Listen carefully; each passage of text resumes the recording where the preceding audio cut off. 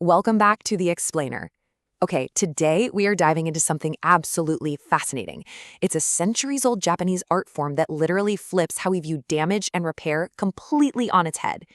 It's called Kintsugi, which translates to golden joinery. And honestly, it's brilliant. It's the art of repairing broken pottery with precious metals. So instead of just tossing out a shattered ceramic bowl, this technique actually accentuates the damage. It turns those shattered, broken areas into beautiful, totally unique elements of the object's history. It's a complete 180 on how we normally deal with things that break, and the depth behind it is just incredible. So it makes you wonder, how can broken things become beautiful, right? I mean, it goes against literally all of our modern instincts. Think about it. When we drop a plate or a favorite mug today, our immediate reaction is usually frustration, and then we just sweep it into the trash. We want to hide those fractures. But Kintsugi asks us to do the exact opposite. It asks us to look at those broken pieces and actually see potential. It establishes this really profound core theme that damage shouldn't be hidden away in the dark. It should be highlighted, celebrated, and brought right to the forefront. It's this beautiful paradox, really. And to understand exactly how this wild idea came to be, we actually need to travel back in time. Okay, let's dive into this, starting with the origins of the craft in the Muromachi period. To really get Kintsugi, we have to look at the exact historical moment that basically demanded its creation. Picture this. It's the late 15th century, and a super powerful Japanese shogun named Ashikaga Yoshimasa has this favorite, highly beloved Chinese tea bowl. He loves this thing. But one day, disaster strikes. The bowl breaks. Now, he's too attached to just toss it, so weeks later, he packs up the pieces and sends them all the way back to China to be fixed by the original craftsman. He waits patiently for months. Finally, it comes back, and it's held together by these heavy, ugly metal staples. I mean, totally functional, but not exactly the royal treatment, right? It completely ruined the visual harmony of the piece. The shogun was understandably incredibly displeased. But here's the cool part. That dissatisfaction sparked something amazing. Soon after, local Japanese craftsmen were like, we can do better than this. They invented this elegant alternative that didn't just staple the pieces like a monster, but actually highlighted the fractures with gold lacquer. So what started as a localized fix for one annoyed shogun birthed a whole new craft, one that grew right alongside Japan's highly ritualistic, deeply revered tea ceremony culture.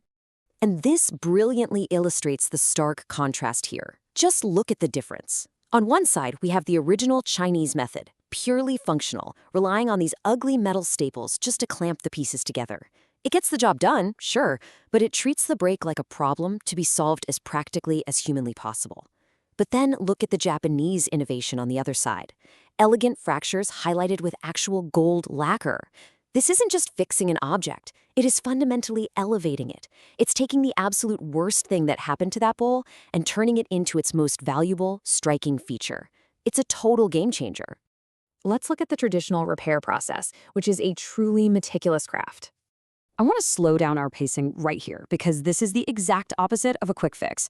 A single true traditional repair can actually take up to 3 months to fully cure.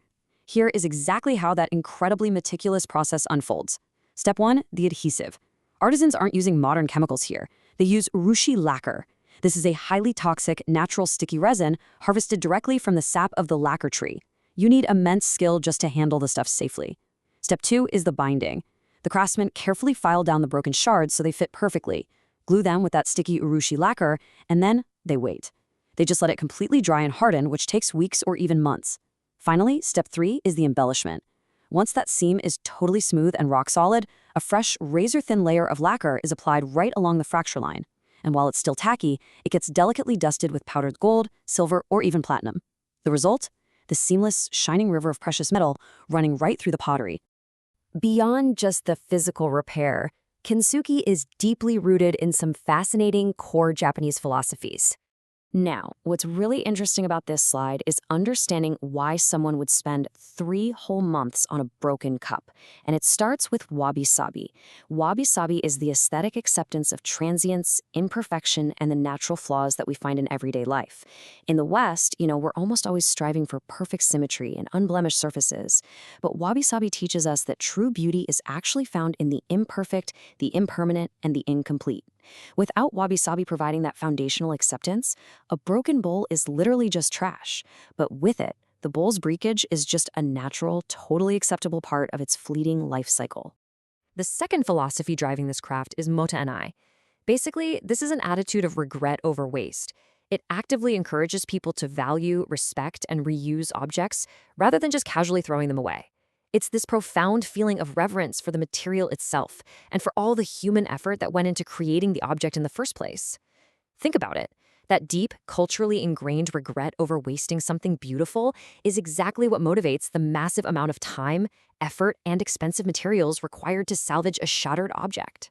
And the third pillar here is Mushin. This is a Zen Buddhist concept describing a state of non-attachment.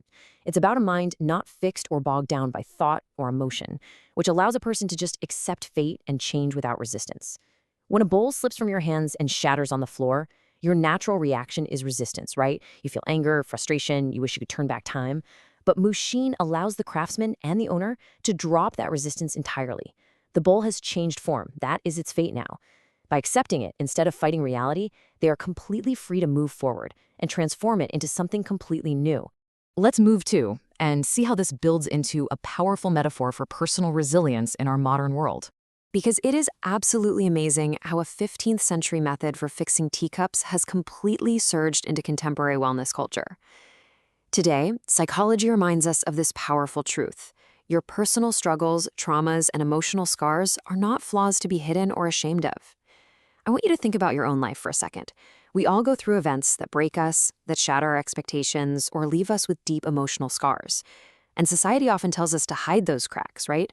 To put on a perfect face, pretend the damage never happened, kind of like throwing away a broken cup. But the philosophy of Kintsugi speaks directly to your healing journey. It tells you that the events that broke you are a vital part of your history, and history shouldn't be erased. So the crucial point is this. Surviving these difficulties can make a person stronger, more unique, and more beautiful than they were before the break. Just like those golden seams of the repaired pottery catch the light and draw the eye, your survival, your healing, and your resilience are exactly what make you incredibly valuable. You are not lesser because you have been broken. You are elevated because you have healed. It's such a profoundly empowering perspective on our own self-worth. It really makes you wonder, doesn't it? If a simple clay bowl can become a priceless masterpiece precisely because of its fractures, just imagine what your own beautiful, hard-earned scars are preparing you for. Thank you so much for joining me for this explainer, and I absolutely can't wait to dive into our next topic with you soon.